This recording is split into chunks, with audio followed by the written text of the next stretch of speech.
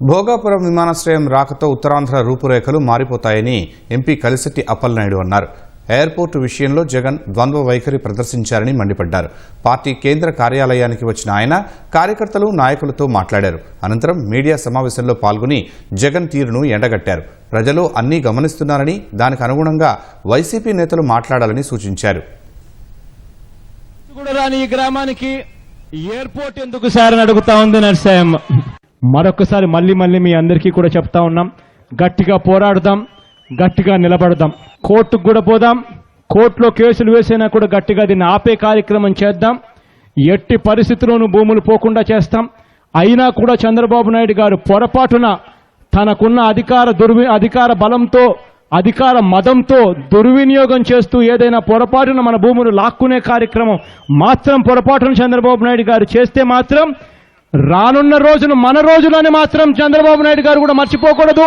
మనం అందరం కూడా అదే గుర్తుపెట్టుకుందాం. అవసరమైతే ధర్నాకు మళ్ళీ రావాల్సి వచ్చినా కూడా నేనైనా రావడానికి కూడా నేను సిద్ధంగా ఉండాలని చెప్పి కూడా మళ్ళీ చెప్తా ఉన్నా. ఆడ ఉన్నది 350 ఎకరాలు.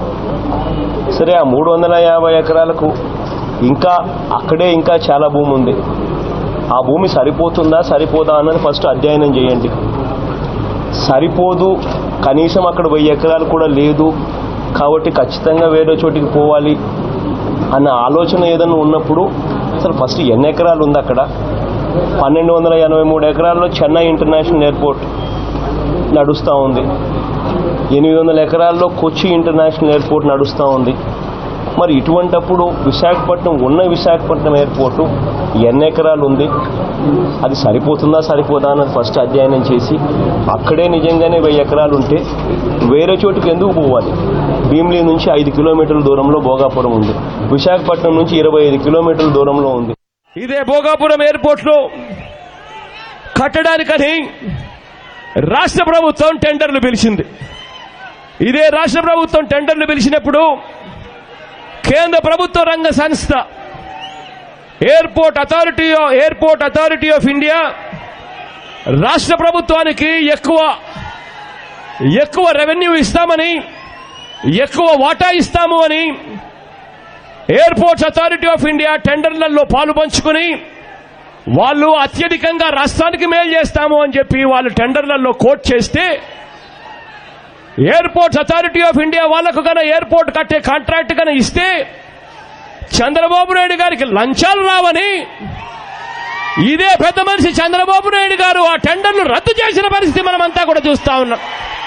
ఏకంగా ఎయిర్పోర్ట్స్ అథారిటీ వాళ్ళు రాకుండా ఎలిజిబిలిటీ క్రైటీరియాను సైతం మార్చిన ఘనత ఈ చంద్రబాబు నాయుడు గారు దిక్కుమాలిన ప్రభుత్వంలో చూస్తా ఉన్నాం. ఇవాళ మనం ఈ ఎయిర్పోర్ట్ పనులను మొదలు పెట్టడానికి జిఎంఆర్ గ్రూపుకు సంబంధించిన మల్లికార్జునరావు గారు ఇక్కడ ఇదే వేదిక మీద ఉన్నారు. నాకు గట్టిగా నమ్మకం ఉంది, ఈ ప్రాంతపు వాసి 5 సంవత్సరాలు ముఖ్యమంత్రి పనిచేస్తావు, బాధ్యత లేదా?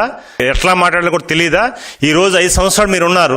5 సంవత్సరాల్లో మీరు ఎయిర్పోర్ట్ పూర్తి చేసి మేము చేసామని చెప్పుకుంటే మేమేమో అడ్డుపట్టామా? మీలాగా మేమేమన్నా దొంగ లెక్కలు చెప్పామా? లేకపోతే రైతులు రెచ్చగొట్టి కోర్టులకు వెళ్ళామా? లేకపోతే ధర్నాలు చేశామా? చంద్రబాబు నాయుడు గారు చేసే ఒక మంచి ఆలోచనని, ఒక విజనరీ ఆలోచనని, క్రెడిట్ని మీరు తీసుకోవాలని ఆలోచిస్తే ప్రజలు ఎవరు తెలివి తక్కువలు కాదు, అర్థం తెలివైన వాళ్ళు. అందుకే బుద్ధి చెప్పి జాగ్రత్త ఇంట్లో కూర్చుని పెట్టారు. అలాగే ప్రజలు కూడా గమనిస్తున్నారు. అయితే ప్రజల్ని మభ్యపెట్టే విషయాలు మాత్రం మాట్లాడొద్దని మీ ద్వారా తెలియజేసుకుంటున్నాం.